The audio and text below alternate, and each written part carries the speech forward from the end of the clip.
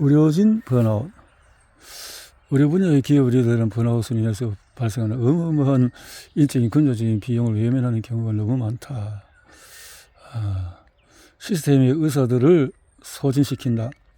예일대학교 응급대학과 조교수 에드워드 멜릭이 이끈 연구에 따르면 의사와 환자를 위해서 의료의 질과 효율을 높이려고 그 전자 의무 기록이 오히려 직무 번아웃 증가의 원인이 되었다. 연구진은 의사들이 1시간 진료를 올 때마다 EHR과 다른 서류 할애하며 EHR 시스템 관련 활동에 매일 추가해서 한두 시간의 개인 시간을 쓴다고 보고했다. EHR 시스템의 점수를 준 의사일수록 번아웃 징후를 보고할 가능성이 크다고 지적했다. 과도한 간섭이라 말인데요. 침묵은 고통을 키운다. 파이스트는 의료진 번아웃과 관련된 여러 원인을 예전부터 솔직하게 비판해온 사람이지만 그와 그의 아내 제니퍼 파이스터가 의료진 번아웃이라는 주제를 본격적으로 탐구하게 된 것은 제니퍼의 동생인 로나 브린의 비극적인 자살 이후였다. 그때부터 겉으로 드러나는 일상부터 드러나지 않는 이면까지 번아웃의 진실에 대한 의료산업 종사자들을 교육하는 것이 그들 부부의 사명이 되어졌다. 번아웃에 관한 교훈은 2018년 기준 전 세계 교사 수는 8,430명이었지만 연구에 따르면 교사의 상당수 교직을 떠나는 것을 고려해야 한다고 했다. 2017년 경제정책보고연구소에서는 대대적인 변화가 2017년 18년까지 부족한 교사 수가 연간 약 11만 명에 이를 것으로 예상했다. 교사가 교직을 떠나면 학생들만 힘들어지는 것이 아니다. 역시 교사들이 학교를 옮기거나 교직을 아예 떠나는 데서 발생하는 비용이 많이 일어나고 있다. 기업 기술의 번아웃은 기업 기술들은 상시 연결의 문화를 열어놓고 회사에서 생활이 가능할 정도로 복지 혜택을 퍼붓는 바람에 업무량이 슬금슬금 늘고 있다. 이런 간행에 전하는 메시지는 분명하다. 기술업계에서 성공하려면 언제든 일할 수 있는 상태여야 하며 집에는 되도록 가지 않는 것이 좋다는 것이다. 곧잘 승계의 대상이 되곤 하는 일론 머스크는 이런 트윗을 올린 것으로 유명하다. 쉽게 일할 수 있는 것이 많지만은 너도 일주일에 40시간 일해서는 세상을 바꿀 수 없다. 머스크의 트윗에 달린 탈의를 보면 더욱 경악스럽다. 모든 일을 다 할 수는 없다. 하버드 비즈니스 리뷰에 쓴 기사 열정이 번아웃으로서 나는 사랑하는 일을 하면 평생 하루도 이렇게 번아웃이 다양한 측면에서 많이 일어나고 있다라는 건데요. 번아웃, 좋은 의도가 나쁜 결과를 불러올 때 망가진 기업 문화는 사회 초년생 시절에 나는 멋진 기업 문화로 알려진 회사에서 잠시 일했다. 그 회사는 기업 문화 자체가 하나의 브랜드였다. 채용 과정에서도 면접 중에서도 줄줄이 벽에 걸어둔 상장에서도 문화를 내세웠다. 사무실 자체도 깜짝 놀랄 만큼 아름다웠다. 지금 당장 일하기 좋은 직장의 견본 소진 그걸 완벽했다. 하지만 가까이 들여다보면은 그 상장들은 수십 년 전 이렇게 형식이었다는 거죠. 휴가가 성과로 이어지려면 2017년에 넷플릭스 버진 크로노스는 무제한 휴가 정책을 발표. 이들의 발표 이후에 그리스도 드롭박스 CE를 포함한 크고 이런 수백 것이 뒤따랐는데 아이디어는 빛났지만 결과는 그다지 화려하지를 못했다. 무제한 유급 휴가는 이 방침을 적용받은 직원들이 시적절하게 이렇게 도움을 받지 못하고 휴식의 가치를 전달하라. 휴식 우리에게 위롭다는 생각을 뒷받침하는 연구는 기업 문화의 승리에서여야 한다. 휴식이 신체에 주는 이점이 상당하다. 휴식. 그래서 휴식을 통해서 여행을 통해서 주는 이런 것이 심혈관에 더 큰 도움이 된다.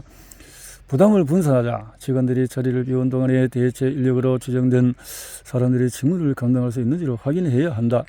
관리자는 팀원이 휴가를 떠나기 직전에 중대한 프로젝트가 동료의 몫으로 떨어지지 않도록 팀의 업무 범위를 조정해야 한다. 하지만 직원들이 비운 사이에 동료에게 부담을 줄 수 있다는 불안감에 휩싸이지 않고 휴가를 떠날 수가 있다. 기대치 조정을 지원하라. 직원들이 휴가를 떠나기 전에 부재중의 메시지를 설정하도록 한다. 상식처럼 보이지만 직장에 따라서는 이게 상식이 아닐 수도 있다. 자리를 비운 사이에 이메일을 확인하거나 전화를 받지 못한다는 사실을 메시지를 명확히 밝혀두어야 한다. 복귀 일에 하루 정도 여유를 두어 휴가에서 돌아온 첫날 업무를 재정비할 시간을 확보할 수 있도록 배려하라.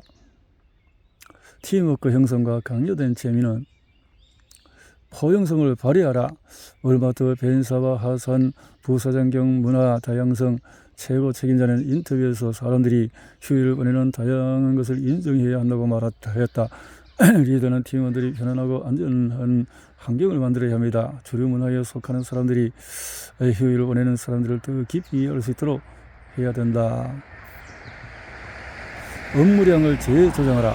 직원들의 스트레스 목록 재상단에서나 여러 가지 요구사항이 벌어지고 있다. 특히 휴일에는 직장과 가정의 스트레스가 합쳐져 시간이 압축된 것처럼 후딱 지나가 버린다. 업무량 검토를 하고 이렇게 조정하고 선물 대신 시간을 주어라. 선물 대신 시간을 주어라. 뭔가 필요를 채워주라. 신경과학적 조던 그래프 뭔가 조지몰이 본능적으로 베풀도록 만들어진 존재임을 난자행동 꾸미는 얘기가 아니다.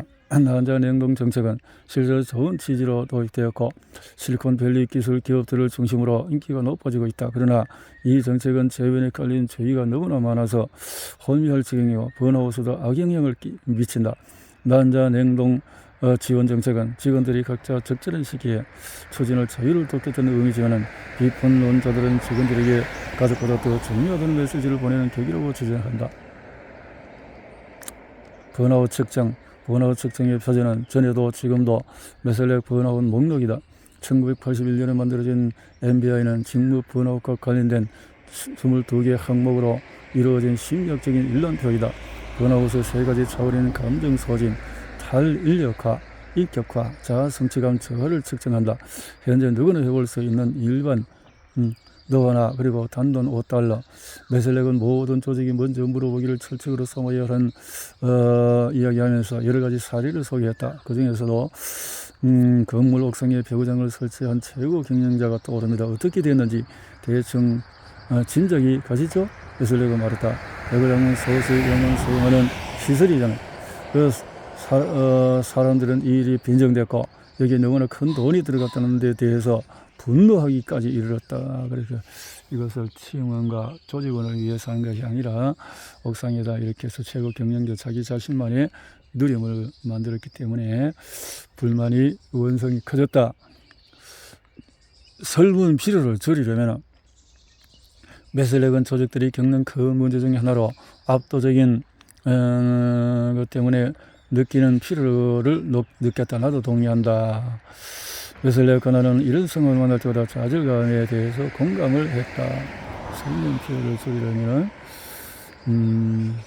효과적으로 질문하는 방법은 직장 내 웰빙을 연구하고 증진하는 YMCA 웨크웨어 최고 책임자 모스는 웨크웨어 통솔력 책임자 데이비스 화이트 완성들 앞에서 그들은 몰입, 문화, 웰빙에 관한 질문을 종합한 그것을 기관 설문을 사용을 한다. 설문조사 효과적으로 질문한다. 화이트사이드는 가치 있는 설문을 위해서는 목표가 분명히 구체적인 문항을 만들 때 개방형 피드백의 기회를 줘야 한다고 한다. 질문이 22개뿐이면 모든 질문 하나하나가 귀중한 것이고 직장 내 행복과 가정 밀접한 관련이 있는 최고의 질문들을 반복했고 다른 분야에서는 빠지는 경우가 많았지만 엄청나게 중요한 한 가지는 직원들이 직장에서 더 건강해졌다. 그래서 가정사의 아름다움을 만들어줘야 된다 말이죠. 어설픈 자체 제작 설문은 지양해라. 직원들의 안부를 확인하는 것과 웰빙 전략을 수립할 의도로 설문을 만드는 것은 완전히 다른 이야기다. 나는 일하면서 이런 자체 제작 설문을 너무나 자주 목격했다. 무너져가는 문화를 바로잡아달라는 요청을 받으려면 우리는 설문 데이터부터 검토한다. 그나마 측정을 하는 기업에서는 그렇고 측정조차 하지 않는 것도 많다. 하지만 자체 제작한 설문을 더 어설프게 진행하고 제대로 분석하지 못하는 조직이 대부분이다. 그러면 번아웃과 업무 몰입은 번아웃 측정의 가장 적합한 척도가 뭔가? MBI가 번아웃을 몰입의 정반대 개념으로 잠재적인 결점이 있다고 이야기한다. 그러면서 별도로 측정해야만 두 가지를 분명하게 구분할 수 있더라고. 번아웃과 업무 몰입에 대해서 별도로 행복 개입은 왜 감성적으로 느껴질까? 이 아침 회의의 명칭이 포옹회의라고 말하는 순간 어쩐지 거부감이 들고 흥미를 잃은 이들도 있을 것이다.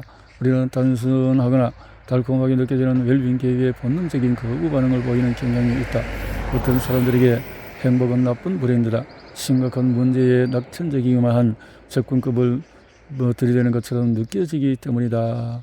이해할 만하다. 웰빙 전문가로 일하다 보면 이에 대한 근거를 요구하는 사람들을 자주 만나게 되어진다. 통찰을 바탕으로 실천하기. 측정 프로세스의 다음 단계는 수집한 통찰에 따라서 행동하는 것이다. 스트레스 요인이 무엇이고 사람들의 기분이 어떤지 파악했다면 개입 방법을 테스트해서 스트레스를 이걸 낮추는 걸 살피는 것이다. 위에서부터 모범을 보이라. 입으로는 긍정적인 마음가짐이 중요하고 사람이 가장 큰 자산이라고 이야기하면서 정작 자신을 바쁘다는 이유로 사내에서 이루어지는 긍정 리더십 워크숍에 참석하지 않는 리더들이 많다. 이것은 조직 구성원 모두에게 긍정 문화가 실제로는 훨씬 낮은 우선순위임을 알리는 행동이다. 포커스는 모든 워크숍의 첫 행사를 직접 주관했다. 또한 데이터 수집 결과가 나올 때마다 자세히 수적 관찰하면서 어떤 방법의 효과가 있는지 계속 시행할 것인지 결정했다. 그는 행복이 최우선 순위임을 강조했고 직원들의 머릿속에 행복이라는 주제를 단단히 각인시켰다. 회사가 어려운 가운데서도 긍정적인 마음가짐을 기르고 싶은 리더들이 가장 먼저 해야 할 일은 그런 마음가짐의 모범을 직접 보여주는 것이다.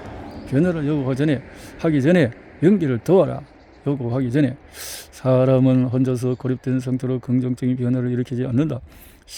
직장에서의 긍정적인 마음가짐은 집단 활동의 결과인 경우가 많다. 그래서 변화된 모습.